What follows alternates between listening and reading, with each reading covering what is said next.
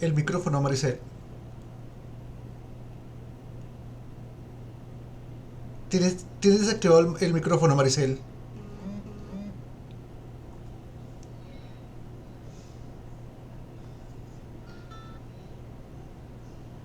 Ah, sí. ¿Tienes desactivado el micrófono, Maricel?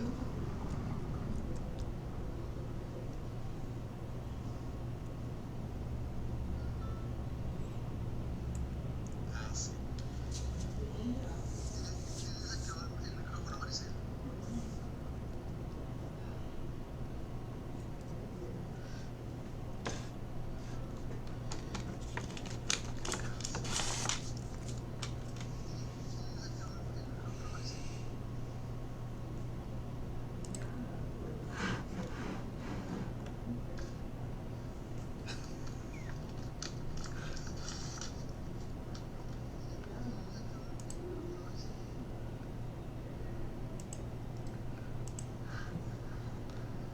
Muy bien.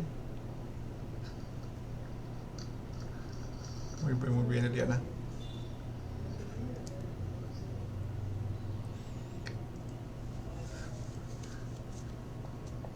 Muy bien.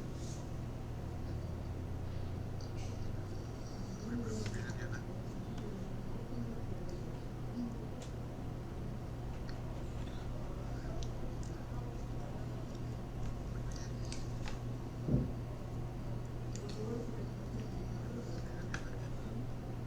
Porque está Brita.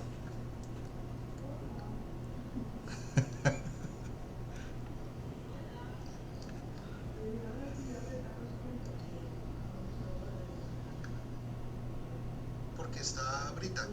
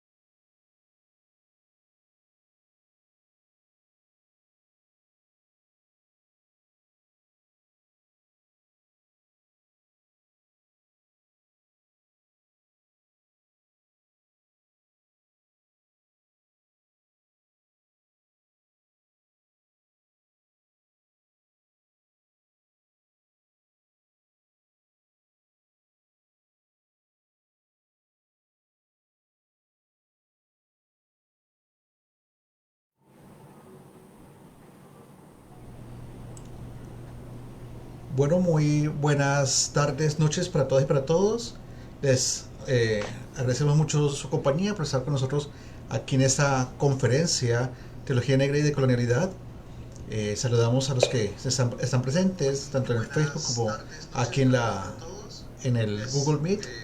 Saludamos obviamente pues a Maricel por estar con nosotros, por su presencia.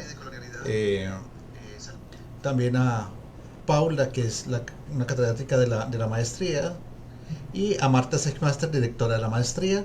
Quiero darle la bienvenida a esta conferencia que vamos a tener en este espacio académico. Le cedo la palabra a Paula. Bueno, hola, buenas tardes a todos, a nuestros alumnos, a nuestros estudiantes de la maestría y a los quienes nos acompañan. Yo voy a hacer una presentación muy breve de Maricel, porque podríamos decir muchas cosas para presentar a Maricel, pero para tener una idea de quién es la invitada que nos acompaña hoy en esta actividad. Maricel es docente titular en el área de Biblia en la Universidad Santo Tomás, en Colombia. Tiene un postdoctorado en hermenéutica feminista por la Escuela Superior de Teología. También es doctora y magíster en ciencias de la religión en las áreas de Biblia hebrea y griega por la Universidad Metodista de Sao Paulo. Es licenciada en ciencias religiosas también por la Universidad Javeriana de Bogotá y entiendo que es la primera teóloga negra colombiana y primera de América Latina en doctorarse. Maricel, además de esta trayectoria académica, fue coordinadora para América Latina del programa de género de la Asociación Ecuménica de Teólogos del Tercer Mundo. Fue miembro del equipo director de la Revista de Interpretación Bíblica Latinoamericana, investigadora senior y directora del grupo de investigación sobre Gustavo Gutiérrez.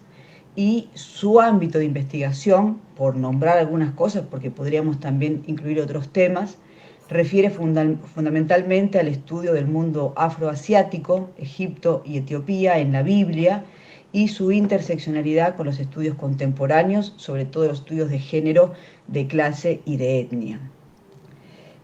Marisol viene sosteniendo en sus escritos que la reflexión teológica actualmente precisa de tres cambios fundamentales, ¿no? Un cambio en cómo concebimos la antropología, que nos permita pasar hacia otro modelo que no sea el modelo patriarcal vigente, un cambio también en la epistemología o en las formas que tenemos de narrarnos, de contarnos, de simbolizar lo sagrado, y un cambio en la forma de comprender el amor y la relación también con los cuerpos, con la sexualidad y cómo recuperar el erotismo y el deseo, como parte también de todo proyecto salvífico. Hoy la tenemos como invitada, como ponente en esta conferencia, cuyo tema es Teología Negra y Decolonialidad. Y bueno, va a ser un gusto para nosotros poder compartir con ella las reflexiones que tenga sobre estos temas. Te agradecemos mucho, Maricel, y yo aprovecho también, antes de escucharte, dado que nos acompaña la directora de la maestría, Marta Seckmeister, para pasarle la palabra y pedirle también que nos dé un saludo a todos. Muchas gracias. Paula y Maricel, solamente expresar mi gran alegría y contento que tú te tomas el tiempo para compartir con nosotros en este curso de graduación que quiere profundizar, complementar, que hemos desarrollado, trabajado en estos 2 años de la carrera. Y sí, de verdad, es una gran... Estoy muy contenta y espero que no sea la última vez que profundizamos nuestra colaboración con la UCAT de El Salvador. Muy bienvenida. Muchas gracias.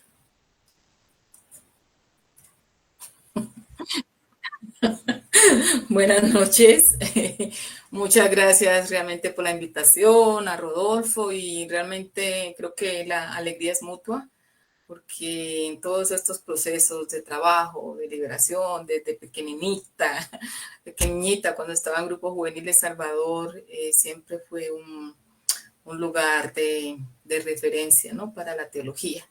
Entonces, nunca he llegado allá, pero mira, de alguna manera se llega ahora en tiempos virtuales a El Salvador. Entonces, les agradezco muchísimo por esta por esta invitación. Y bueno, yo voy a presentarles un poquito como ustedes y como ya Paula me presentó un poquito. Dentro de mis líneas de trabajo pues está el campo de la teología negra feminista, ¿sí? Entonces, desde ahí, desde ese lugar, es que les voy a hablar, ¿no? Voy a dejar la teología negra solas para nuestros intelectuales varones. Y lo mío, pues, tiene que ver con ese corte de las mujeres. Entonces, voy a presentarles hoy más o menos la ponencia en varios momentos. En el primero, quiero hacer un percurso, un recorrido histórico sobre la emergencia de las teologías feministas en el continente, negras feministas, creo yo que es interesante, teología negra y feminista. Después vamos a hacer un breve análisis acerca del surgimiento de la conciencia negra y de los estudios postcoloniales, para luego rescatar el aporte del feminismo negro al pensamiento decolonial, ¿sí? Y más concretamente descolonial, que es lo que yo trabajo desde hace un tiempo atrás. Y también quiero presentar un pequeño itinerario sobre el tema de descolonización desde el feminismo negro que hemos hecho en la interpretación teológica bíblica, ¿no? Y algunos desafíos finales es lo que les voy a presentar. Entonces, es importante antes de iniciar este percurso que vamos a hacer, este recorrido, lo que aquí llamamos teología negra y feminista de liberación es una corriente teológica crítica, ¿sí? A pesar de que es hija de la teología de la liberación, toma un camino propio, ¿no? Al reconocer los límites de una teología centrada en el pobre mayoritariamente masculino. En ese sentido, nuestra teología lleva en serio la vida de las mujeres pobres y negras en su triple discriminación, ¿no?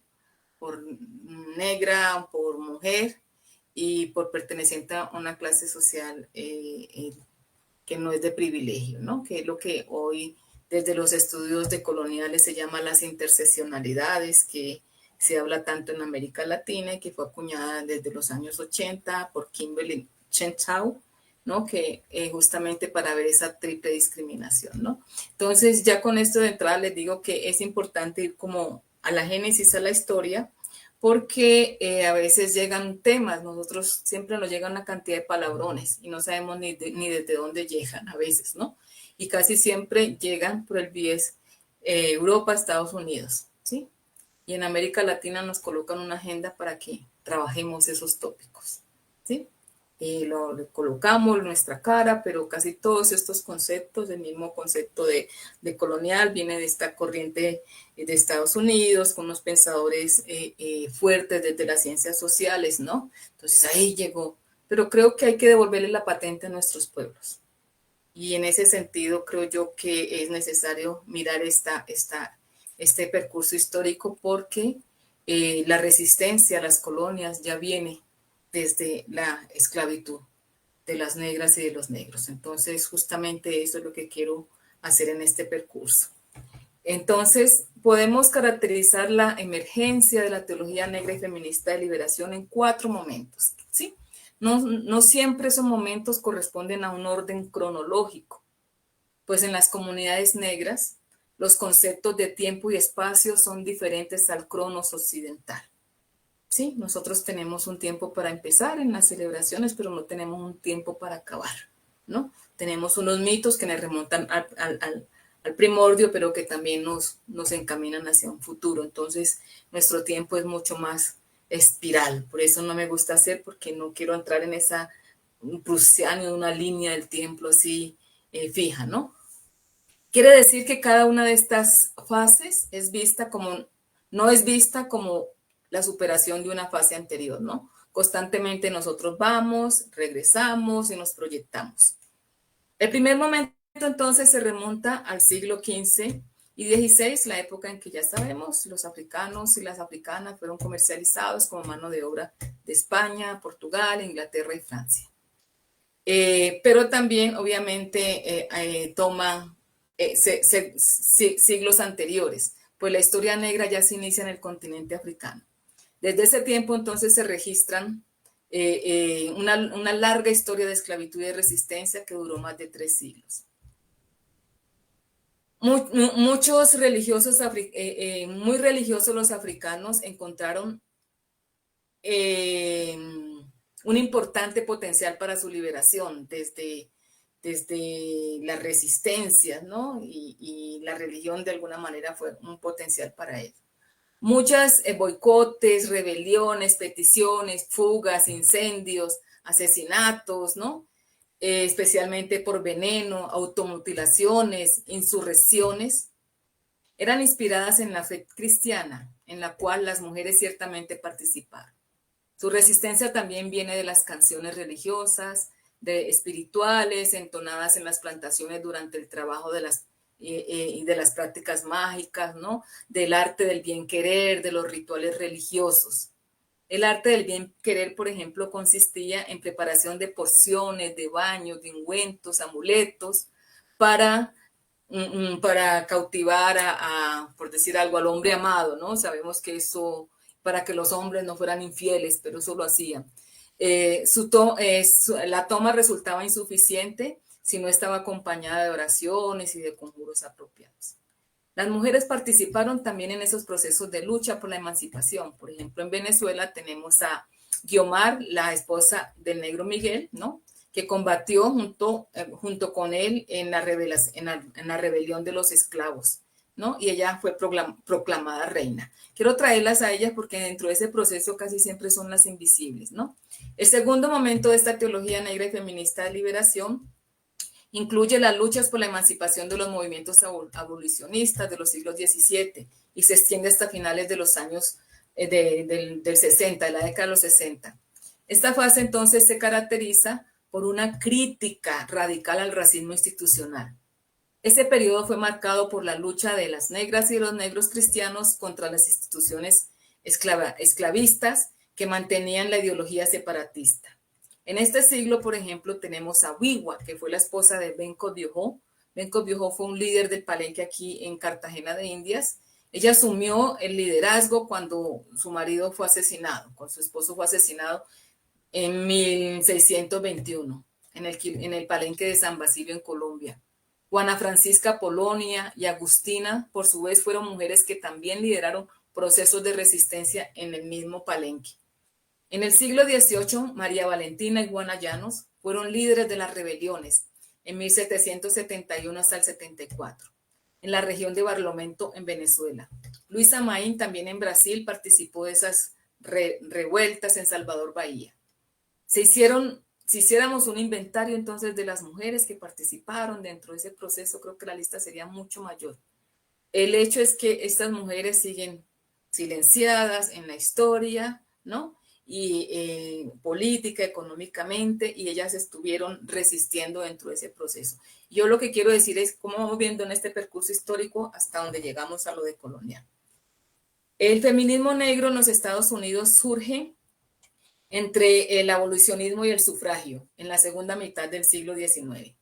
Este movimiento surge de las comunidades que fueron sometidas física y moralmente a todo tipo de malos tratos. Mujeres como Harriet Tubman, que consiguieron escapar de la esclavitud y se incorporó de rebelde, combatiente al racismo en 1849 y que también propició la liberación de muchos esclavos. Mujeres también como Souvenir True en 1797-1883, conocida por su discurso "No soy yo una mujer".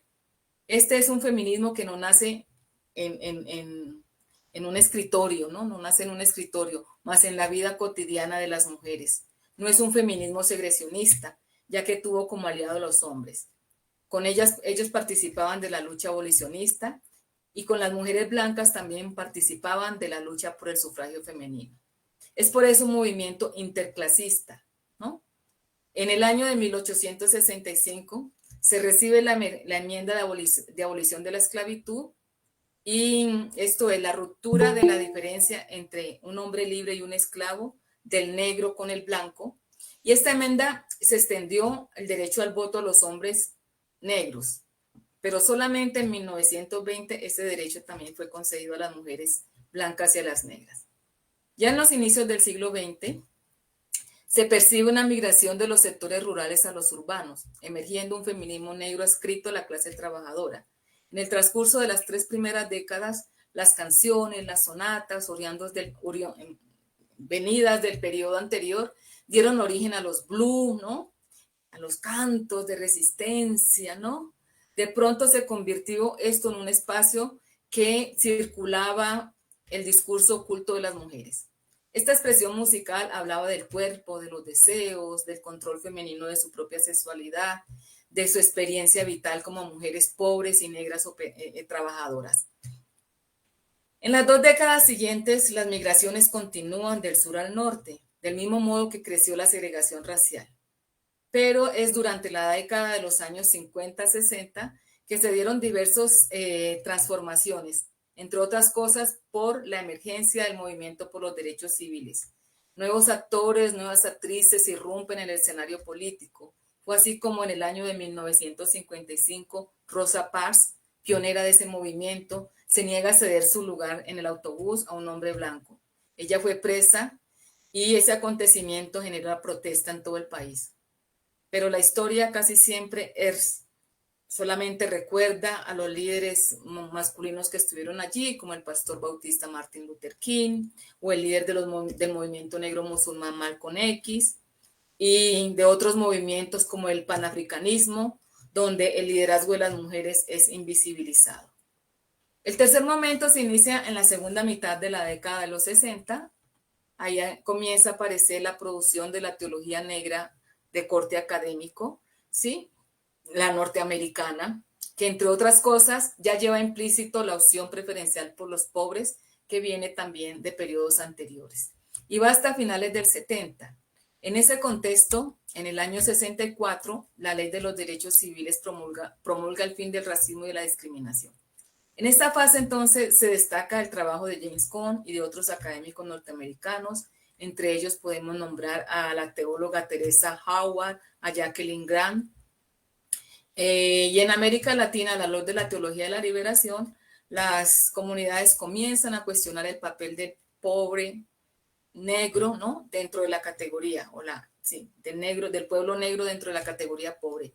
Así se establece una correlación entre racismo, clasismo, casi siempre visto solamente desde la cuestión de los pobres, ¿no? Desde esas 2 características. Y ahí es donde se evidencia que no es lo mismo ser pobre negro, que ser pobre indígena, que ser pobre blanco. Y no es lo mismo ser mujer pobre y negra. La cuarta etapa entonces va de la década de los años 80 hasta nuestros días. Es una crítica al sistema capitalista. Las mujeres negras constatan el hecho de que el trabajo de la teología negra solamente destacaba hombres. Muchos teólogos negros permanecieron en silencio sobre la situación de las mujeres, ¿no? Y conscientes de que la mitad de la población de las iglesias era constituida por mujeres negras. Así, la correlación entre racismo, clasismo, se le suma el sexismo, que quiere deconstruir las asimetrías de género presentes también en nuestras construcciones de pensamiento. En efecto, el evangelio no puede ser leal en un contexto de marginación, sexismo e invisibilización de la situación de las mujeres en la iglesia y en la sociedad.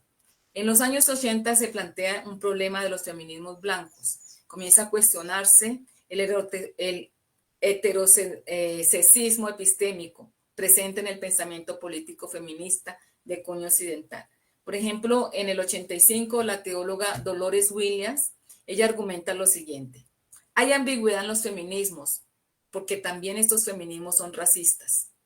La participación y el poder institucional dan posibilidad de promoción únicamente a las mujeres blancas. Las mujeres negras son invisibilizadas dentro de los movimientos feministas. Son discriminadas por el sexo, por el género y por la raza. Yo quiero recordar esto porque este pilar de discriminaciones que estamos hablando aquí es la que se habla ahora desde del giro decolonial, ¿no?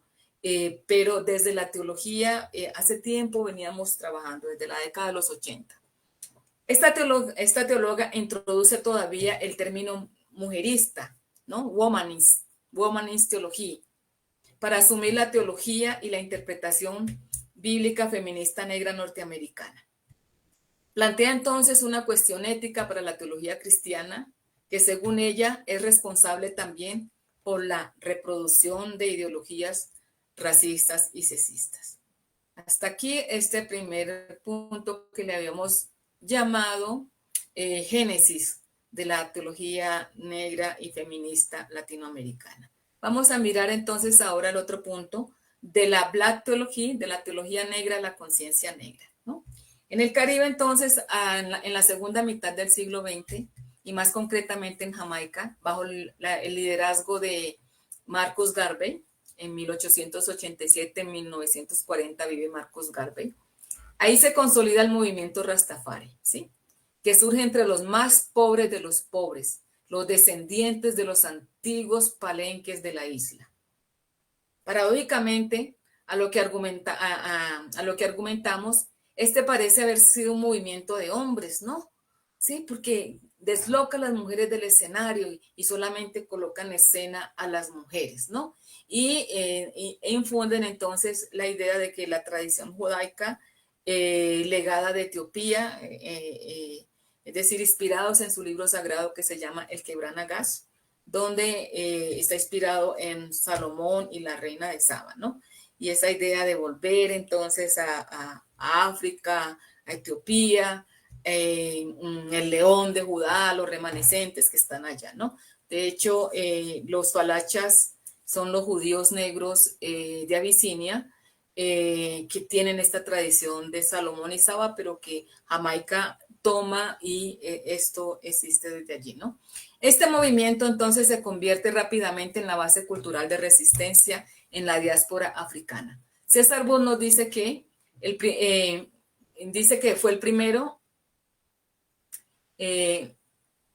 ese fue el primer paso para la reconstrucción de la conciencia cultural africana. Pero dice que no puede haber una conciencia histórica sin conocimiento de la historia. Y la historia rasta es una historia mítica que había que construir, una historia real, ¿sí? Para poner en pie una conciencia secular. Entonces, paralelamente a esto, surge en el 60 el género musical llamado reggae, ¿no? Surgió como la mayor expresión de espiritualidad de resistencia, donde los temas de pobreza, críticas al poder, a la discriminación racial, ¿no? Podían ser la génesis de lo que más tarde se llama teología de la liberación. ¿Sí? Me atrevería yo a decir esto. Porque hemos construido una teología sin de liberación, con muchos presupuestos que vienen de las academias europeas y que muchas veces no tomaron esa historia. Yo creo que le debemos un legado a este movimiento Rastafari, al reggae, a esta poética negra, a estos blues, a estos son de resistencia que hace tiempo sonaban en las iglesias, en las calles, ¿no? Y que se extienden a los días de hoy en los reggaetones, en esos, ¿cómo es que se llama? Hip hop de los muchachos de resistencia. Creo que por ahí es interesante seguir como indagando esto. Más una vez entonces somos testigos de la negación y la falta de reconocimiento histórico de nuestro legado intelectual. ¿Sí? Nos dice Jean Griff, por ejemplo, una de sus canciones: prefiero una tumba a vivir como un esclavo, tan cierto como el sol brilla hoy. Yo tendré aquello que me pertenece. ¿Sí? Sin duda alguna, el gran precursor de la conciencia negra fue el senegalés Cheikh Anta Diop, 1923 a 1986, que desde la historiografía contribuyó en la necesidad de reconstruir la historia de las naciones colonizadas, ¿sí? En las palabras de él, ¿no? Al redescubrir nuestro pasado, hemos buscado un medio de recrear esa conciencia histórica sin la cual no puede haber una gran nación. ¿Sí? Cheikh Anta Diop, un senegalés que estudió en Francia y tiene unos libros fundamentales que casi no los conocemos acá. Entre sus argumentos contundentes para la futura elaboración teórica postcolonial, situamos su reivindicación en la africanidad del Egipto antiguo. Él dice: la antigüedad egipcia es a la cultura africana lo que la antigüedad grecolatina es a la cultura occidental. La construcción de un cuerpo de ciencias humanas africanas deberá partir de ese hecho, ¿no? Entonces, reconociendo, porque dentro de estos estudios coloniales la geopolítica tiene todo sentido, nos han construido una historia del Antiguo Oriente con un pedazo de Egipto como si fuera parte del semitismo, sacándolo, desafricanizándolo del continente y blanqueándolo mucho más. El trabajo de Dios fundamentado en el análisis diacrónico, comparativo, crítico y multidisciplinar y su idea de elaboración de una historia general de África se consolida en 1974 en el Cairo, durante un coloquio sobre la población del Egipto antiguo y la decodificación de las escrituras meroíticas, convocado por la UNESCO. Otra obra que debe mencionarse como pionera es El legado robado, de Stone Legacy del profesor Josh James, que desenvolvió en su obra una obra paralela a Dios, ¿no? En Guyana Británica. Este autor, sin conocer la obra de Dios, analiza la influencia de la cultura egipcia en el mundo mediterráneo, señalando que la cultura griega es una copia del pensamiento egipcio. En el año del 87, el lingüista británico Martin Bernal es el pionero, es el primero a valorizar la obra de James, ¿no?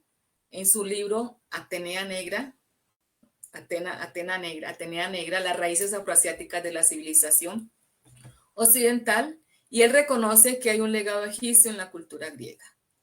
Martin Bernal, entonces, en el 93, afirmaba que, bueno, creo que murió en el 93 Bernal, la Academia del Mundo tuvo una revolución que América Latina no participó, justamente a partir de la obra de Bernal, porque Bernal es supremamente crítico al pensamiento europeo. Él dice que hay que volver al modelo antiguo revisado y que el modelo ariano es un modelo muy reciente. Dice que pertenece al siglo XIX, ¿no? Donde se construye esto.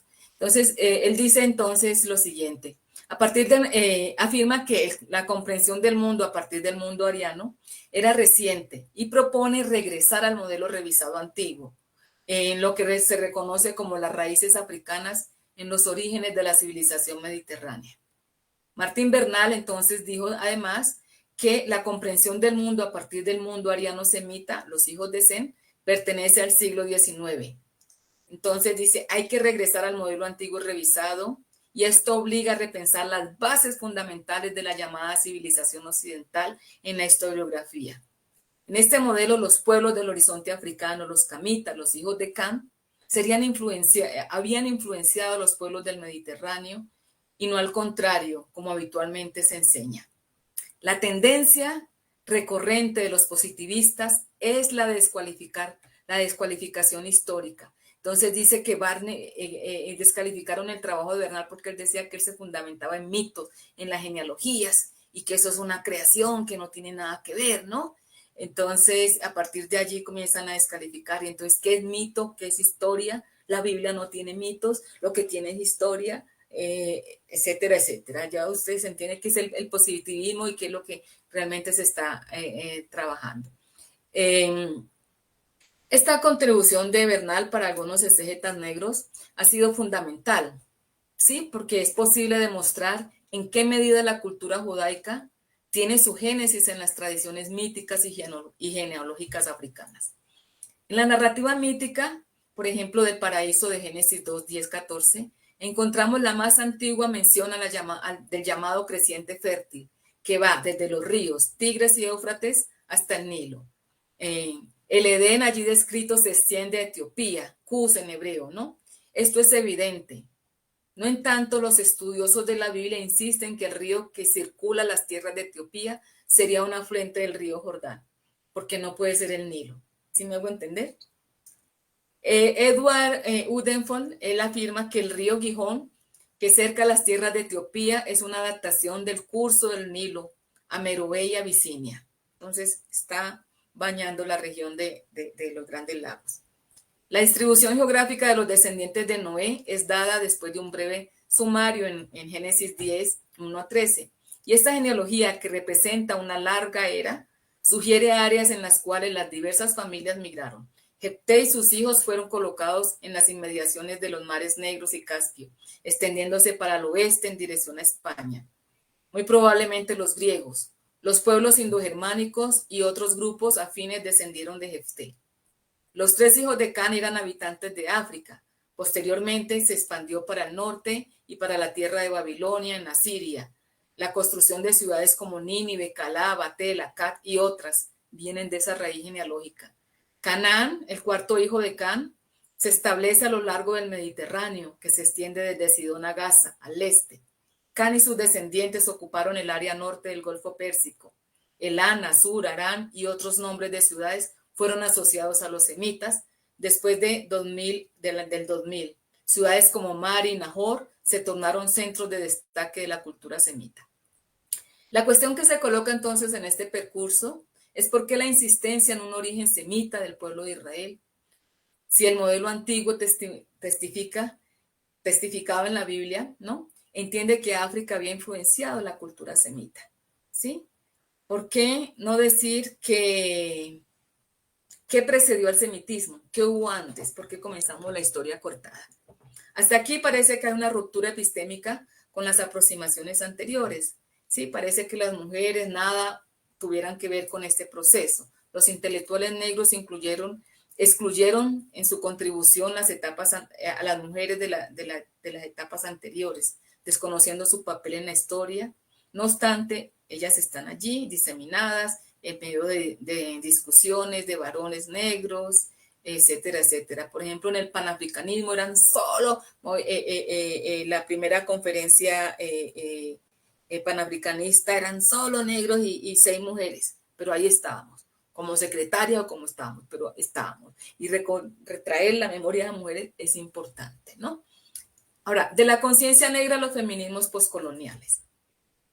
En América Latina, el feminismo poscolonial se consolida a partir de los años 70, denunciando ese inhumano sistema esclavista y racista y propone una línea de pensamiento que integra el saber propio de los afroamericanos y afroamericanas y una crítica al capitalismo. Ya en la década de los 80 y los 90, el énfasis recae sobre el reconocimiento del legado que dejaron las colonias africanas a los diversos contextos de África, Asia, Europa y de modo general a toda su diáspora. Es una crítica al eurocentrismo epistémico monocultural occidental. Fue en la década de los años 90 que las mujeres en América Latina comienzan a pensar en la posibilidad de reivindicación de sus derechos desde una perspectiva social, cultural y política. Así, en el año del 92 en Santo Domingo se realiza el primer encuentro de mujeres afro-latinoamericanas y afrocaribeñas, con la intención de reivindicar el trabajo histórico de las mujeres en medio de esas discriminaciones constantes. La categoría poscolonial como herramienta analítica y práctica crítica tiene una gran importancia para comprender y abordar la historia y la complejidad de muchos fenómenos culturales y políticos inherentes a casi todas las sociedades contemporáneas. El pensamiento descolonial, por su vez, es una posición epistemológica de las ciencias sociales a partir de una perspectiva del pensamiento crítico latinoamericano, que se propone analizar la manera como el mundo funciona hoy. Esto es, la política globalmente, y también analiza las relaciones sociales a partir de modelos y teorías de conocimiento que sirven para interpretar las diferentes temporalidades y localidades del poder y del conocimiento en América Latina. Las principales cuestiones hechas por el poscolonialismo tienen que ver con el entendimiento limitado de que esa categoría, o sea, ¿por qué se critica el poscolonialismo? Porque dicen que es una categoría que solamente toma temáticas relacionadas con prácticas culturales y su limitación al análisis de prácticas de textos postestructuralistas de algunas figuras contemporáneas y por la supervaloración del pensamiento anticolonialista, además de su crítica al saber académico disciplinar. Inclusive se llega hasta ridiculizar este pensamiento, ¿no? Como dice Elad Swat. No es posible derrotar las estructuras hegemónicas y sus marcos conceptuales generados durante los últimos 500 años, agitando la vara mágica del postcolonial. Entonces, eso es imposible, ¿no? En los críticos. De hecho, no es una vara mágica que destruirá las dichas estructuras hegemónicas, más sí un cambio de actitud en favor de la vida en su integridad. Y ese ideal de cambio y de transformación ya viene forjado desde hace siglos y desde las márgenes de la oficialidad. Así pues, la apuesta por una crítica al pensamiento colonialista no es nueva. Ella tiene sus raíces en los movimientos sociales, políticos, ancestrales y sus demandas por el reconocimiento de derechos y transformación social. Los feminismos decoloniales, el cuarto punto. No sé si hasta aquí vamos, termino, voy a terminar y después conversamos. El feminismo decolonial, que todavía está en construcción, surge de las activistas negras y lesbianas, con un fuerte acento en un análisis antirracista y una crítica al feminismo y a las políticas de identidad en América Latina. Es un movimiento contemporáneo que reivindica la voz subalterna, ¿no? Esto es, sus derechos, es decir, sus derechos de ser, de existir, más allá de los parámetros hegemónicos de las epistemes occidentales. Los estudios decoloniales reivindican la necesidad de una descolonización del ser, del saber y del poder, ¿no? Santiago Castro, Catherine Valls, todos estos de esta corriente que ya conocemos. El concepto colonialidad del poder es utilizado por Aníbal Quijano en el 97, bueno, para articular dos hechos: el poder global, capital, trabajo, con un mundo donde el racismo permea la economía política y las diversas formas de poder. ¿Qué hacen qué? La infraestructura latinoamericana, que hacen parte de la infraestructura latinoamericana. El racismo constituye un factor determinante en la división social del trabajo y en la acumulación del capital a escala mundial. Ese concepto tiene su génesis en las corrientes descoloniales y poscoloniales que anteceden a la diáspora africana. Así, la afirmación de Quijano de que el racismo constituye un factor determinante en la división social del trabajo y en la acumulación del capital en escala mundial fue detectada por los abolicionistas que lo precedieron. Entonces, ¿por qué continuamos a traer esto como si fuera original de un cuerpo teórico social latinoamericano sin reconocer el intelecto de las tradiciones ancestrales y sus luchas? Porque más que intelecto, porque nuestras tradiciones son orales, de resistencia, de estar allá en los procesos, es no tanto del mundo de las ideas, ¿no? Pero ya estamos haciéndolo. Gracias a Dios que hemos irrumpido. La colonialidad del saber se refiere a la epistemología eurocéntrica, esto es, al hecho de cómo Occidente se vende a sí mismo como el pensamiento racional más evolucionado de la historia, nos dice Quijano. Esto ya fue criticado por Gamal Monclar, por Cheikh Anta Diop, por Yoyote, por Richard, por Haken, por Keith Servo, ¿sí? Por Frantz Fanon, ¿sí? Entre muchos otros intelectuales africanos que reconstruyeron la historia a partir de epistemes africanas, ¿no? No los conocemos, América Latina no conocemos la historia general de África, de la UNESCO. Es un material invaluable, cada uno que lo lee parece que es nuevísimo y ya se publicó en el 75. La colonialidad del ser tiene que ver con la identidad, con la construcción y la producción del ser. La colonialidad del ser nace de la negación del ser colonizado, que lo identifica con la condición de no ser, es decir, con el colonizado porque es el parámetro. Este es tal vez el punto más trabajado, ¿no? Porque si yo no soy, el modelo es un modelo blanco occidental, yo nunca voy a ser quién soy, ¿no? Y entonces esto genera baja autoestima y cantidad de cosas que ha vivido nuestro pueblo. Este es tal vez el punto más trabajado por los intelectuales negros y negras, al rescatar no solamente la contribución de los pueblos africanos en las ciencias, sino también el reconocimiento de saberes otros. Esto sin duda contribuye para la construcción de una identidad negra emancipada. En Colombia, por ejemplo, el giro decolonial es abanderado por el grupo de investigación nombrado Proyecto Latinoamericano Modernidad Colonialidad del Instituto Pensar de la Universidad Javeriana. ¿Sí? Eso se fundó en el 99. Y sus publicaciones giran en torno de geopolíticas del conocimiento, de la colonialidad al poder, bajo el liderazgo de Santiago Castro. Como ya afirmamos en nota anterior, el postcolonialismo como teoría crítica, desde su génesis, dio atención a la geopolítica de la exclusión de Occidente, también como a su reivindicación de poseedores, de ser los únicos dueños del conocimiento y del saber, ¿no?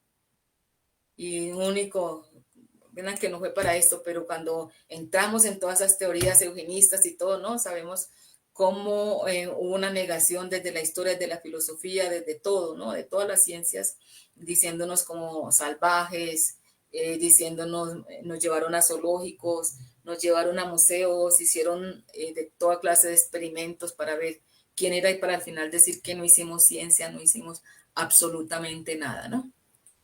Como teoría crítica, el poscolonialismo comenzó en 1947 con los procesos emancipatorios asiáticos y africanos que produjeron el colapso de las bases geopolíticas colonialistas fundadas desde el siglo XVI. Aunque sea verdad que hubo diálogo entre las teorías postcoloniales de Asia, África y América Latina, a partir del análisis del sistema mundo de las teorías latinoamericanas sobre colonialidad, lo que resta a reconocer, lo que falta por reconocer, es que esa contribución sirvió para la restauración de las ciencias sociales latinoamericanas. El pensamiento decolonial es una postura epistémica de las ciencias sociales, ¿no? Intenta analizar la manera como el mundo se desenvuelve actualmente en la política global, en sus relaciones sociales desde modelos y teorías del conocimiento, que sirven para interpretar las diferentes temporalidades y localidades de poder y del saber en América Latina. Este pensamiento realiza una crítica a la racionalidad occidental desde la alteridad, a partir del método analítico. Esto quiere decir pensar desde lo diferente, desde la crítica a los sujetos que están fuera del sistema, afros, indígenas, runa, LGTBIQ+, etcétera, los cuales históricamente han sido discriminados e invisibilizados.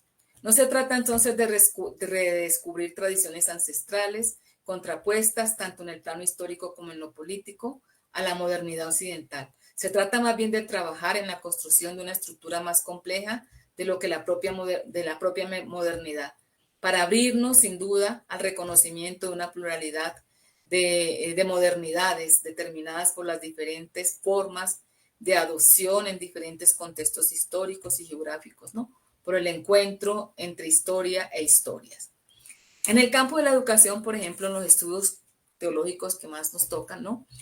Estudios teológicos afroamericanos, es necesaria una descolonización del conocimiento, entendida entonces como el reconocimiento y la valoración de las contribuciones de los afrodescendientes al desenvolvimiento de las naciones. En ese sentido, se critican los universalismos, esto es, aquellos conocimientos y prácticas metodológicas que se aplican a todas las esferas, a todos los contextos, a todas las ciencias del conocimiento, ¿no? El pensamiento descolonial, entonces, esto nos ayuda a mirar cómo las narrativas testimoniales de los afros pueden ser recontadas, ¿no? Reconoce esto como un proceso de saberes, ¿no?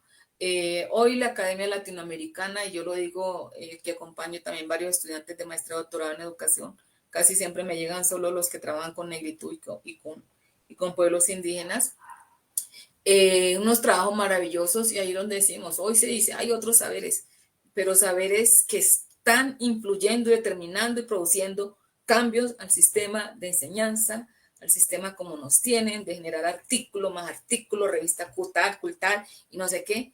O sea, estamos en un sistema donde creo yo que estamos viviendo uno de los colonialismos más perversos, que es el colonialismo de la mente, porque se nos están llevando nuestros saberes, no sé para dónde, bonitos, maravillosos, pero no sé. El hecho es que no vemos que haya una trascendencia, ¿no? Entonces ahí entramos redescubriendo nuestras historias, nuestros testimonios de vida, a partir de la categoría geopolítica del conocimiento que Walter Muñoro ya acuñó, en la que nos dicen que se descoloniza intelectual y epistémicamente en dos dimensiones. Por un lado, mostrando la correlación que existe entre el lugar geocultural y la producción teórica mediatizada por el poder. Y por otro, incorporando el conocimiento de los marginados en los espacios de producción y reproducción de conocimiento. Yo me pregunto, ¿para qué? ¿Va a decir que también sabemos? No sé, yo creo que eso es un punto que ahorita iríamos a discutir, ¿sí? Como un punto para que lo discutamos. Así pues, proclamamos el derecho de contar la historia desde nuestros propios testimonios, ¿no? ¿Sí? Que a lo largo del tiempo fueron socavadas, fueron soterradas, fueron escondidas, visibilizadas, ¿no? Y que hoy están diciendo, ¿no?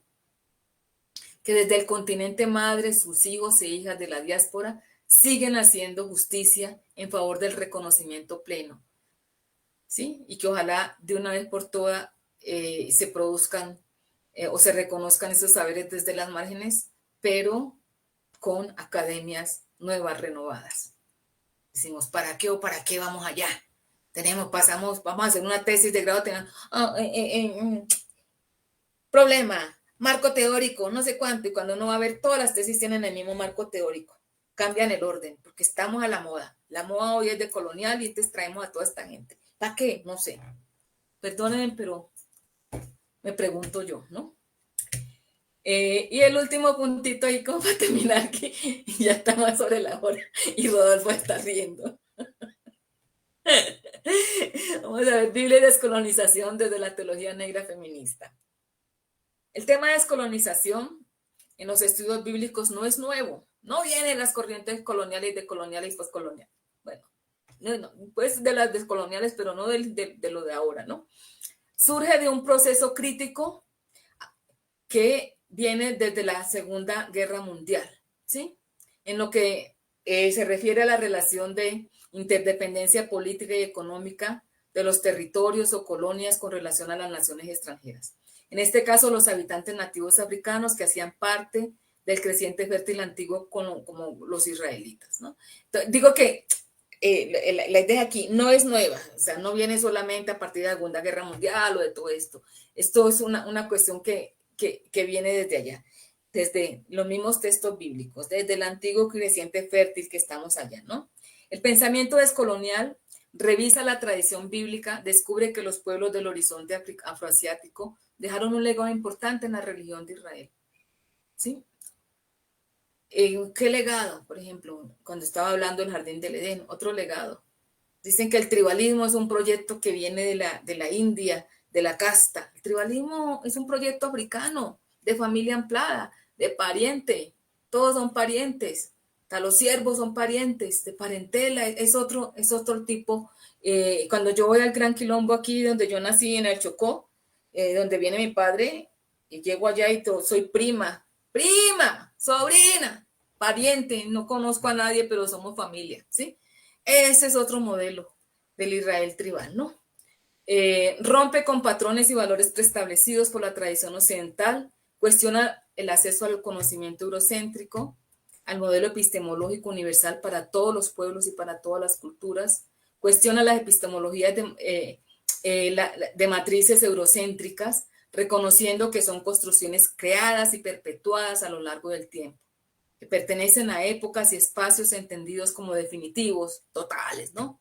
Esa epistemología ignoró el antiguo paradigma del conocimiento creado por las personas y las culturas de la antigüedad, ¿no? Focalizando solamente el modelo ario, ¿sí? Entonces todo, vamos a ver, Mesopotamia, no sé qué influencia de Egipto, de África, casi no, ni ninguna ciencia en historia de Israel y esas cosas, nosotros no vemos eso. Solamente para decir que fueron los que esclavizaron, ¿no? Que es la contada historia por Occidente. Porque el derecho de Egipto no obligaba, no dejaba ser esclavo. Para eso tenían la diosa Maat, el juicio en los tribunales. Usted tenía que ser buena gente, no tenía que golpear a nadie. En todos los escritos antiguos, todas esas máximas sapienciales están hablando de eso. De andar rectamente, de caminar con cuidado, ¿sí? Y por eso necesitaban testigos que dieran fe de que usted era buena gente, ¿no? Pero bueno, es la historia, el metarrelato que nos construyeron desde allí, ¿no? porque es que la historia de las colonias en África no comienza con el colonialismo de los siglos XV, XVI. Eso viene desde ya, ¿no? Grecia, que montó sobre la cuna del saber, sobre el robo de la biblioteca de Alejandría, por ejemplo, ¿no? En este modelo histórico, los llamados grupos periféricos no fueron contemplados. Así la pregunta, ¿por qué la ciencia bíblica ignora las raíces africanas presentes en su historia, en cuanto ellas también están presentes en las tradiciones bíblicas? Es una pregunta que nos hacemos. El proceso de reconstrucción de la conciencia negra en la Biblia toma como punto de partida que tanto el judaísmo como el cristianismo son religiones de memoria. Los hechos históricos permanecen en la memoria del pueblo por un largo tiempo, así como el espacio y el tiempo donde son registrados los acontecimientos. En ese hacer memoria, ¿no? Descubrimos que las mujeres negras también fueron responsables por esa preservación de memoria que posibilitó que nuestra historia no pereciera en el tiempo, ¿sí? Estos dos elementos de preservación y de memoria fueron el hilo conductor que nos posibilita determinar el carácter simbólico e ideológico de las interpretaciones. Por ejemplo, hay una Paulina Chisiane, que es una nigeriana no, ahí se me fue allá, que hablan en portugués. Muy interesante Paulina Chisiane, porque ella lee la Biblia y dice, es la manera como los africanos nos expresamos, nosotros contamos la historia de esa manera. Contamos la historia, nos sentamos, ay, qué Gabriel, no sé cuánto. Yo me acuerdo cuando mi papá se sentaba y contaba toda la historia y tenía unas memorias impresionantes. Es eso, es contar. Y ella dice que es una manera muy, muy, muy africana, qué interesante. Ella como poeta y escritora nos trae esta cuestión, ¿no? Lo paradójico de todo esto entonces es que la Biblia, pues sabemos que fue una herramienta para someter a los negros y todo esto. Hoy cuando reivindicamos dicen, bueno, ¿por qué la Biblia no tiene color? ¿Por qué ponerle color? Para que no tiene olor, color, ni sabor, ni nada, ¿sí? Entonces, para nosotros ha sido un redescubrir para las comunidades con las que trabajo, interesante verse reflejado. Porque si usted no tiene modelos en la historia, usted... cómo usted reconstruye una identidad, una autoestima, si usted no tiene esos modelos, ¿no? En el Nuevo Testamento, por ejemplo, también la inclusión que pensábamos al principio, bueno, Jesús, que camina al lado de los pequeñitos, y a partir de esos elementos comenzamos a percibir la presencia del pueblo etíope en Israel antiguo. Descubrimos que los textos bíblicos, los pueblos africanos son artífices de la historia de la salvación, haciendo particular énfasis en el aporte de las mujeres dentro de ese proceso. Descubrimos que las referencias bíblicas sobre Cus o Etiopía, como eran designados los pueblos negros africanos, eran numerosas y significativas. Aquí tengo un monte de textos que hablan de ellos, pero la alusión específica a las mujeres negras también es importante, aunque dicen no tienen color, parece que no tienen color, pero Moisés se casó con una mujer etíope, me imagino que tiene color, ¿no? Si es de Etiopía, me imagino que tiene color. Y vamos quitando, sí, ay, Moisés, ¿no? Abraham, ¿no? Con Agar, me imagino, africana, me imagino que tiene color, ¿no? La reina de Saba, me imagino que tiene color, ¿no?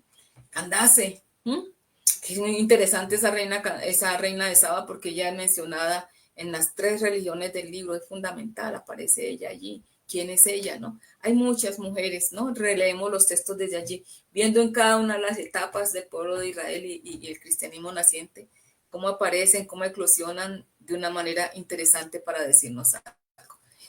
No hay tiempo para otro estudio más adelante de traerlas a ellas a colación, pero quiero terminar entonces diciendo lo siguiente, que la violencia perpetuada durante siglos por el modelo europeo, por medios violentos y no violentos de dominación, es diferente a la reconstrucción de una perspectiva teórica enraizada en la experiencia africana. Es diferente porque la búsqueda de un centro africano no asume una posición universalista, no presupone que sus elementos son universales y se aplican a todas las culturas y experiencias humanas. Es una concepción pluralista que valoriza la visión de mundo de cada país, ¿no?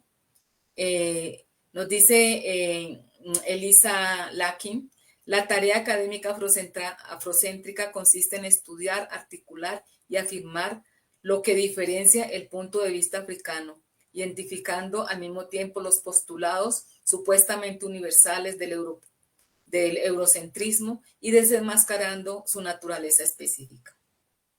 Por mucho tiempo la tendencia de los investigadores, entonces, en el caso mío, como yo soy biblista, ¿no?, de la Biblia, del Antiguo Testamento y del Nuevo, ha sido negar la participación e influencia de África en las historias de Israel, especialmente en la sesión dedicada a la geografía.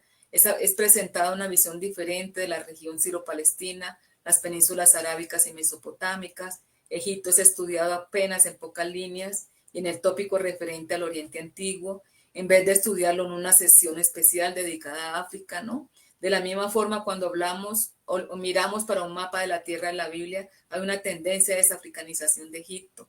En otras palabras, la mayoría de los mapas presentan apenas las áreas de la región siro-palestina y de la región leste, y si hubiera alguna representación de África, ella estará restricta a Egipto, ¿no? Vale la pena reiterar que nos propusimos fue aquí, como lo que queríamos hacer es romper con patrones y valores preestablecidos por la tradición occidental, cuestionar el acceso a conocimiento eurocéntrico, a ese modelo epistémico único, universal para todos. En ese modelo, los llamados grupos periféricos no fueron contemplados. Esa ruptura ocurre, entonces, si esa ruptura se da, entonces es posible entender que de las periferias del mundo el conocimiento también es construido, ¿sí? Entonces, en este sentido, recuperamos esto. Y finalmente, si ahora sí para terminar, estamos conscientes de que en última instancia la interpretación final depende en gran medida de la manera como cada una de nosotros se enfrenta al desafío de apropiarse de nuevas fuentes de conocimiento más allá del paradigma eurocéntrico, porque les digo que es limitado y es pequeño. Nuestra invitación incluye el desafío de no ser solamente repetidores de doctrinas, de teologías, de ideologías aprendidas durante siglos o porque están de moda y que muchas veces no tienen nada que ver con aquello que nosotros somos. La hermenéutica bíblica feminista, además de tener un compromiso con nuestra historia, es una hermenéutica que causa muchas veces alejamiento, ¿no? Por lo crítico que somos, ¿no? Porque nos obliga a desacomodarnos de esta silla. Estamos muy cómodos, movámonos, ¿no? A movernos. Es una invitación a generar conocimiento más allá de las márgenes de la oficialidad. Por eso va más allá de los cánones establecidos por la erudición académica. Ojalá que nos podamos dejar interpelar y motivar para seguir nuestro rumbo también en busca de un futuro negro y bonito para África y para su diáspora. Gracias.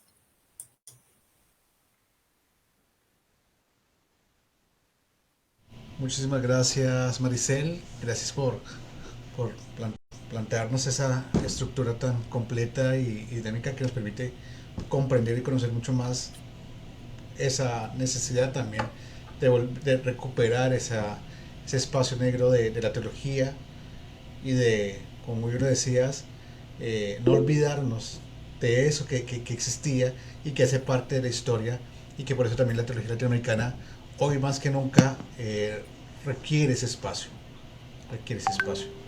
Vamos a abrir ahora sí las preguntas, primero para los estudiantes que están aquí con nosotros en el Google Meet, y después vamos a abrir el espacio para los que están en Facebook. No sé, pueden levantar la mano y yo con gusto les voy dando el paso. Marta. Solamente quiero expresar los varios ecos que provocaba esta ponencia en mí. Primero, yo tengo muy consciente, África es la cuna de la humanidad, y cómo no sería así también que toda la cultura humana nació en África, ¿no? Y todo, en cierto sentido, es un poco pretencioso, todos somos africanos. Los europeos un poco mezclados con neandertales. Que me provocaba, una cosa que me hace contenta, la tradición teológica que yo estoy saliendo también es muy masculino, es la teología política europea. Pero un Dietrich Bonhoeffer, que es uno de estos padres de esta tradición, donde ha recibido sus impulsos decisivos, fue en las comunidades negras de los Estados Unidos y en los spirituals, por su gran amor a la música, ¿no? Esta teología que rompió esquema y por fin fue matado por los nazis, pero él recibió impulsos decisivos de las comunidades negras de los Estados Unidos. Y una gran preocupación que estoy sintiendo en mí es, tenemos también esta historia racista específica de El Salvador, donde hay poca presencia africana visible, pero quizá especialmente por eso hay una tradición racista que no están mucho tiempo que ni africanos ni tenían permiso de entrar en el país. Y eso relacionado que parece quienes toman el mundo por el momento son varones blancos, machistas, racistas, el macho fuerte, esta vuelta de un fascismo político que está como una oleada en el mundo, y todo eso que nos planteas parece tan frágil y vulnerable frente a todo eso, ¿no? Me siento unida contigo en esta fragilidad y vulnerabilidad. Uno no se sabe qué podemos poner en contra de esta ola que parece está aplastando a América Latina y todo el mundo, ¿no? Está amenazando. Hasta aquí.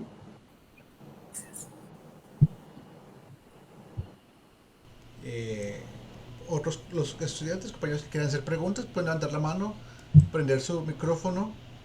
Si Maricel puede ayudarme en mis sufrimientos, le agradezco. Estamos todos así en esa situación de, no sé, lo único que para mí, la única esperanza es seguir fortaleciendo los procesos y no olvidar que la vida es más importante ante todo.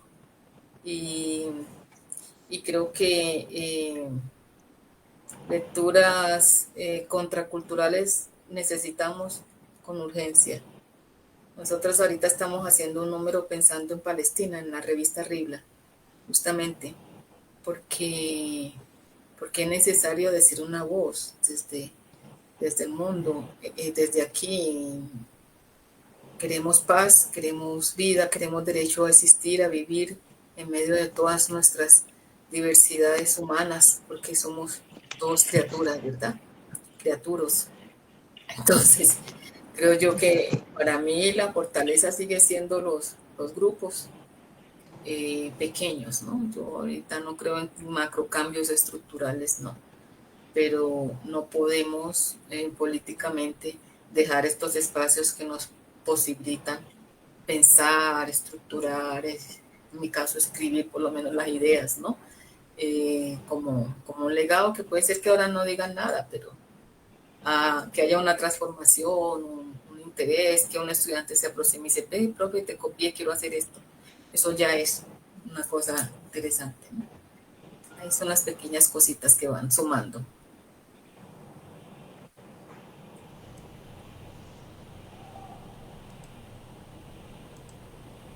Muchas gracias. Muchas gracias.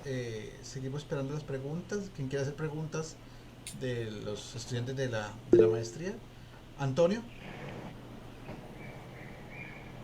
Hola, buenas tardes. Gracias por toda la información que nos has hecho llegar en tan poquito tiempo, Maricel. De verdad, muchas gracias. Yo te quisiera preguntar que debido a tu experiencia como biblista, realmente, ¿por qué crees tú que la ciencia bíblica ignora las raíces africanas? O sea, ¿cuál será la intención de ignorar las raíces africanas? Fíjate que nosotros hicimos un número de RIBLA, ¿no? O sea, en Revista de Interpretación Bíblica Latinoamericana, que se llamaba RIBLA Raíces. Fue justamente cuando yo terminé mi tesis doctoral, que por ahí fue que trabajé. En una reunión anterior estábamos todos reunidos. Entonces, se planean los temas de estudio y de las RIBLAs. Y cada grupo tiene que argumentar muy bien por qué. Entonces, cuando yo planteé ese problema, se me vinieron todos los biblistas encima. ¿Qué dice el nombre? Que tú estás en contra de lo que dice la academia. Es semita. ¿Tú de dónde vienes con ese cuento? Es semita. Porque es que todos nos formamos, yo soy de las generaciones nuevas que nos formamos en América Latina. Pero todos los teólogos de la liberación, todos formaron en Europa, en la Academia Europea. Todos los biblistas eran formados allá, Boff, hasta Ivonne Guevara, todos son formados dentro de la corriente de pensamiento. Entonces, obviamente, si nosotros estamos dentro de esa corriente, pues pensamos que lo que asumimos fue la ciencia, ¿no? Entonces, como ciencia, y hubo una pelea grande y fundamental, ¿no? Para decir, no es solamente el semitismo, intentar fundamentar, hasta que me dieron la oportunidad de ir a dar esa formación con ellos y ponernos a estudiar. Después de que estábamos estudiando los textos bíblicos y que sacamos cantidad, dice un reconocidísimo teólogo, dice, tú no estás diciendo nada nuevo, está en el texto. Le dije, no, es que no estamos inventando nada. Estamos sacando a luz lo que dice ahí. Llevamos milenios con esos textos allí, pero no lo has sacado. ¿Tú hiciste un libro de historia de Israel y tú hablaste de eso? No. ¿Mm? Aparte de que los reyecillos cananeos eran egipcios y los egipcios eran los malos. Aparte de eso, no dijo nada más. ¿Mm? Que es el modelo sociopolítico de quiénes son los buenos y quiénes son los malos, ¿no? Que nosotros siempre hemos analizado, ¿no? Y entonces, eso, te digo que intencionalidad, pues la intencionalidad, usted sabe que por la educación usted forma lo que quiera. Y sí, y fue el primer número paradigmático. A partir de allí, ahorita estamos escribiendo otro África, diásporas. Vamos a dialogar con teólogos africanos y latinoamericanos, porque se está acabando el diseño de los pueblos negros. Entonces, cómo están haciendo sus hermenéuticas y sus lecturas, porque creo yo que hay que seguir resistiendo hasta que eso se viralice y la gente lo vea como normal. Porque cuando uno lo presenta dicen, ay, tan bonito, ay, sí, sí, pero el mundo sigue igual. Gracias. Muchas gracias. Marta.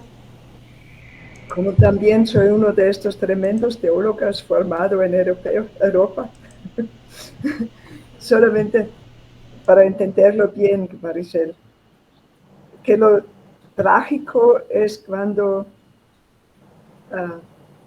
vamos a algo hegemónico y no reconocemos lo policéntrico, ¿no? Y creo eso de lo semita también está a ver con la historia trágica de la exclusión de lo judío en Europa. Y reconocer lo judío como algo legítimo que tiene valor y no está opuesto a lo ario, ya es un paso. Pero eso claramente sería muy corto no reconocer el origen policéntrico de la tradición bíblica, ¿no? Si te entiendo bien, Sí, sí. es no decir eso vale más, eso vale menos, sino reconocer estos muchos raíces y el valor de la diversidad de las tradiciones. Y sí, me voy filosóficamente muy con Emmanuel Levinas, el reconocimiento del otro en su diferencia y no sobreponer lo uno sobre el otro, ¿no? Entiendo bien que en esta línea podemos entendernos entre europeos y africanos. Sí, eso es lo que yo estoy diciendo, no es anteponer, o sea, no es un pensamiento sobre y decir, bueno, no, es la posibilidad de que nosotros también seamos autocríticos de aquello que nos formaron, que nos construyeron, y que somos formados sobre unos grandes metarrelatos. Esos grandes metarrelatos son unas construcciones con una intencionalidad, y los metarrelatos pierden los microrrelatos. Entonces, los microrelatos, estamos en un lugar estratégico del antiguo Medio Oriente, un puente de comunicación, de culturas, de civilizaciones. Eso es una polisemia. Yo siempre digo que es una cosmópolis de muchos pueblos y muchas culturas, muchas lenguas y muchas cosas, pero al final la única historia que se cuenta es una, ¿sí? Además, una historia de violencia, de culpa, de genocidio, todo eso hay que reconocer, ¿no? Hay que reconocerlo. Sí. Hay que reconocerlo, y a veces nos duele porque estamos fundamentados sobre eso, y entender que justamente por estar fundamentados sobre eso, nosotros no salimos del ciclo de guerra, porque el que no piensa como nosotros, delete, quite, ¿no? Y todo tiene una cuestión de poder económico que lo sustenta una teocracia, un Dios que está con nosotros en este momento, ¿no? El Dios de la guerra.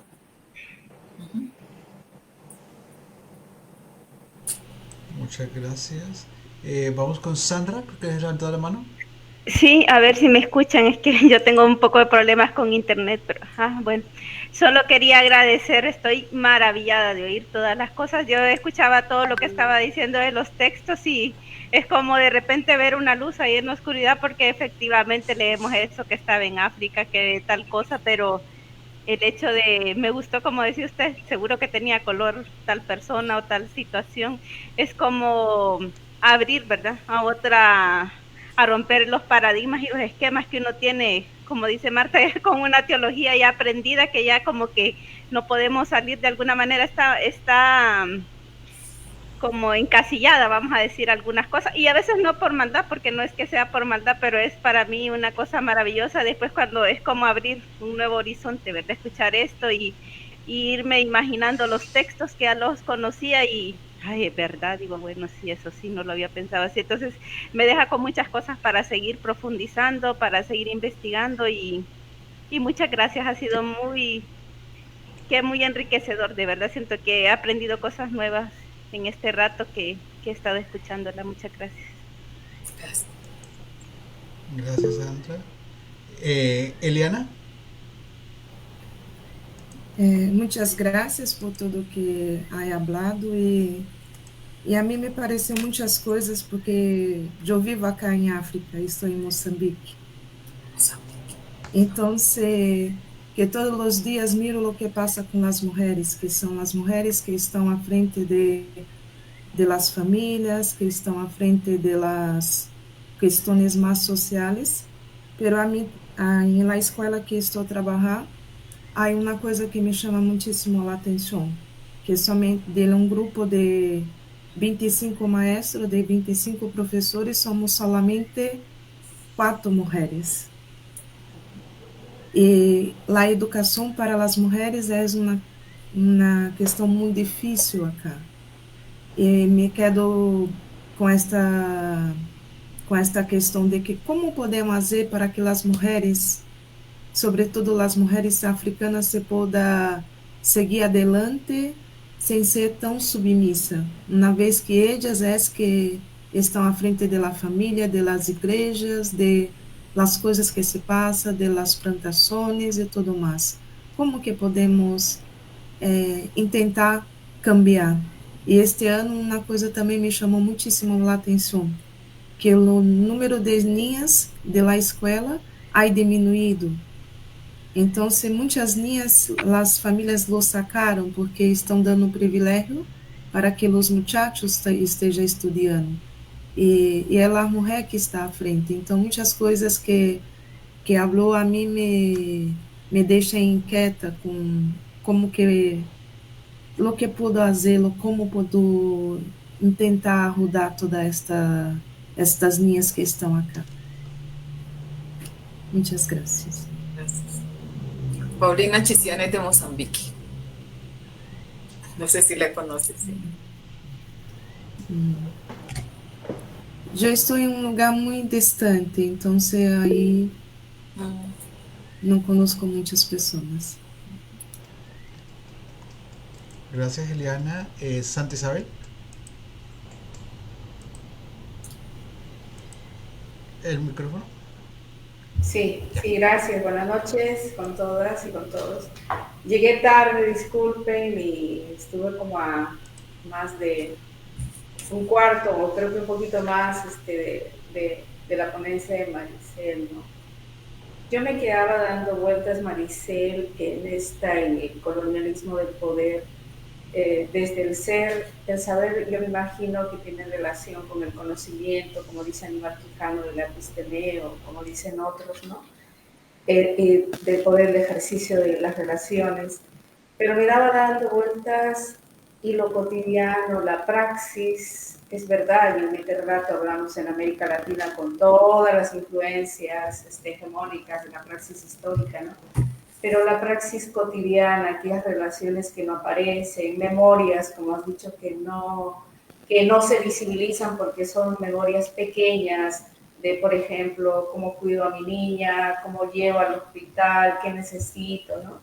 Eso, aquello que no aparece, ¿no? Y en ese sentido es como todavía lo hegemónico de lo hegemónico sigue invisibilizando estos relatos o narrativas que tejen la vida en lo oculto, ¿no? Eso por un lado, y por otro creo que es la recuperación de la memoria y la preservación, que decías, como hilo conductor, de conectar lo simbólico. Y en esta vida cotidiana, lo simbólico también es importante, ¿no?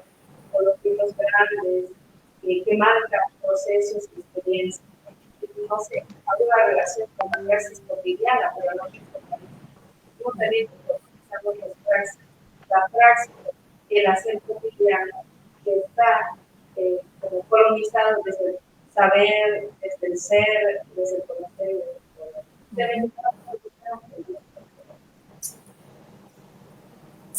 Gracias, Santa. Yo creo que sí, a eso hay que seguirle colocando más cosas porque de hecho no agota todo el análisis, ¿no?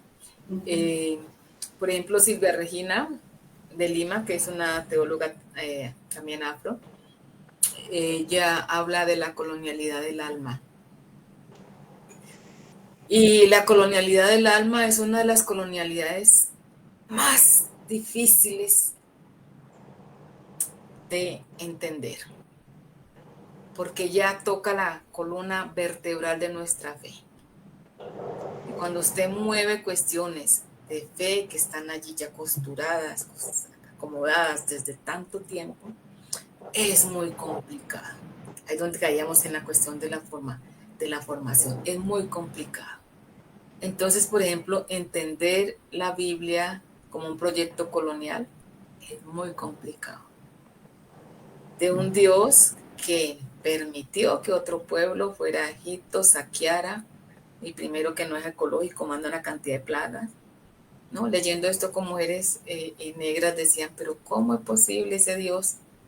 Imagina el alimento, el río vuelto sangre, los niños muertos, o sea, qué tragedia. Y después celebran, y además dice, llévense todo. Se llevan oro y plata y construyan una nación, ¿sí? Ya cómo quedó el otro pueblo y cómo comenzó. Entonces es complicado cuando uno lee de esa manera. Porque al principio cuando yo hacía teología negra, yo decía, bueno, así como Dios liberó al pueblo de Israel, así a nosotros nos liberó de la esclavitud. Muy bonito, estaba yo dando una charla cuando una mujer me dice, pero ahí, ¿qué Dios es ese? ¿Ese Dios no quiere los negros? Y ¿cómo? Ese Dios no quiere los negros. ¿Cómo que no quiere? ¡Ay, la mamá! Y comienza a dar su narrativa desde allí, ¿no? Que es la vida cotidiana. Que mujer que va y busca y camina y no tiene agua, lo primero que me dijo es el agua. son los niños muertos, son las pestes, todo para nosotros los negros. Es eso. Pero leerlo desde el otro lado, eso nos saca de la zona de confort. Y eso nos mueve, porque ya toda la historita como la conocíamos, y entonces ahora nos tiene que mover ahora, o el pueblo de Israel comienza, pues nos dicen que vivieron 430 años en Egipto y no son africanos, son semitas. ¿Se me hago entender? Es eso, y el texto está allí, pero no, es de loco. O sea, ¿cómo la historia, cómo todo eso? Y pensarlo desde acá nos duele, porque pensar un mundo bíblico más oscurito y no de ojos azules, eso nos mueve, porque ese es un modelo de no ser. ¿Quién va a querer como negro?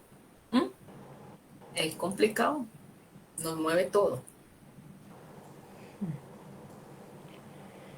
Bueno, Maricel, comentarte también algunos comentarios que nos han dejado en las redes, han dejado saludos las personas que nos han estado siguiendo desde Argentina, desde El Salvador, desde Costa Rica, desde Nicaragua, desde Venezuela, donde nos dejaban una pregunta también aprovechando esta referencia que compartiste recién, si tenés otros nombres también de teólogos y de teólogas afroamericanos que estén ahora trabajando, haciendo producción en el continente, nos consultan si podés darnos.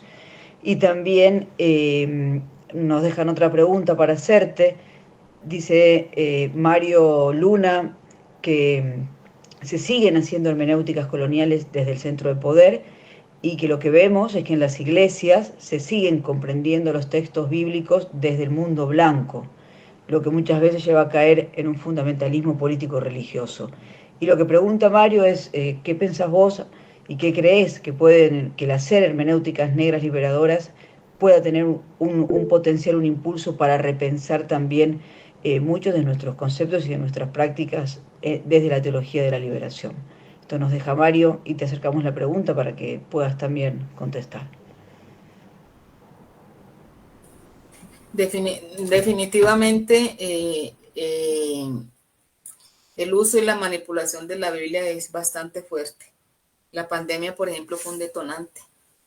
Muchas interpretaciones fuertes se generaron, ¿no? Fundamentalistas. Y junto con eso, pues el crecimiento de racismos, ¿no? Todo lo que vivió Brasil, matanzas sistémicas de poblaciones negras en el gobierno anterior. Sí, cantidad de fobias, ¿no? Que generaron y fantasmas, ¿no? Buscando el motivo y el origen de por qué se daba esto. Y yo creo que es un peligro grandísimo. Es decir, hay que seguir haciendo lecturas contraculturales. A mí me dicen, bueno, ¿y por qué tanta bibliolatría y bibliocentrismo? ¿Y por qué seguís con la Biblia? Y digo, bueno, mientras que yo deje de ver cada domingo centenares de mujeres pobres negras con su Biblia que van para iglesias macro grandísimas, hay que seguir haciendo lecturas contra, porque si no, ¿qué vamos a hacer? ¿Sí? Lecturas diferentes, porque esas dinámicas de odio es muy fuerte, que nos fraccionan, nos dividen, o sea, muy bien, muy buena tu conferencia, qué buena, pero usted dijo ahí LGTBIQ+, ahí sí ya no, ¿sí? Me lo han dicho. Ah, usted habló todes y todes. Ah, no, ahí ya. Hoy oficialmente el ministro de Educación ha prohibido la ideología de género en El Salvador. Exactamente. Entonces, no, todo bien, pero usted utilizó la Reina Valera. Entonces, usted es una, o sea, católica o qué es. O sea, cantidad de cosas, porque ni ecumenismo, ni tolerancia, o sea, estamos en un momento como que de separación y eso nos hace feliz. No sé qué pasa. Entonces yo creo que hay que seguir apostándole a estas lecturas, por eso no dejo la Biblia como herramienta fundamental, no la única, que yo dialogo con otros textos, ¿no? que van enriqueciendo y que nos van sacando de la zona de confort, ¿no? Creo yo que ese es el desafío que tenemos. No me acuerdo, ya me olvidó que era la pregunta. De tanta vuelta.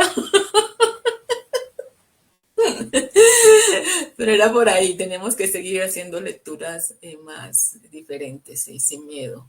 Porque a veces cuando uno las hace piensan que no es católica, está contra la tradición, está con todo. Entonces y a veces la religión nos impide pensar. Pensar críticamente es prohibido en el mundo de las religiones porque ya todo está dicho. Y cuidado con una religión que nos coloque unos contra otros, también hay que tener cuidado con eso. Y ahí probablemente que no sea una verdadera religión. Entonces, esas lecturas no nos hacen bien. No nos hacen bien. Gracias. La consulta que hacía Alejandro el Búfalo era lo de recomendar algunos teólogos católicos afrodescendientes contemporáneos. Sí. Sí. Bueno, de las teólogas brasilera, Cleusa Caldeira, ella ha seguido el trabajo desde la hermenéutica. Ronilson Pacheco trabaja la teología negra. En Brasil tenemos mucho, Marco Rodríguez, también fuerte, que trabaja con la teología negra. Hay una red de teólogas evangélicas en Brasil nuevas, Camila Motobi, mujeres que están ahorita siguiendo, produciendo, Natalia Montezuma, que también es brasilera, pero que vive en Estados Unidos y ahorita está despuntando, haciendo la teología negra. De las históricas de siempre, Silvia Regina, de las viejitas, Silvia de Lima. ¿Quién más? Tirsa a veces escribe algo de negritud, aunque no es más biblista que por este lado. Entonces, la verdad no somos muchas, somos pocas, pero hacemos bulla. Muchísimas gracias. Yo creo que nos dejas una gran tarea y una gran como que nos abres a este espacio de buscar más y de creer más, porque sí, como bien dices, hay poquitas latinoamericanas haciendo teología negra desde América Latina, y creo que no es tampoco porque no se quiera.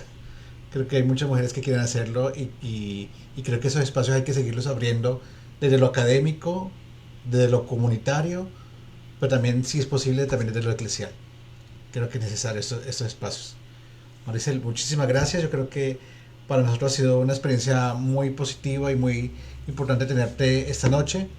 Como dijo Marta, vamos a seguirte llamando y espero seguirte molestando, porque queremos que sigamos en contacto junto con la maestría, porque estos nuevos, yo digo nuevos porque de los espacios académicos creo que todavía sigue siendo una novedad hablar de teología negra. Creo que es necesario seguir ahondando tanto teológica como bíblicamente estas áreas. Muchísimas gracias, Maricel. Un abrazo. Gracias a ustedes por esos mensajes bonitos y me animan a seguir. Gracias. Marta, ¿ibas a decir algo? Muchas gracias. Micrófono, Marta. No encontraba el botón correcto. Solamente quería aplaudir. Muchísimas gracias, Maricel. Hasta la próxima. Chao, bueno. Esté bien.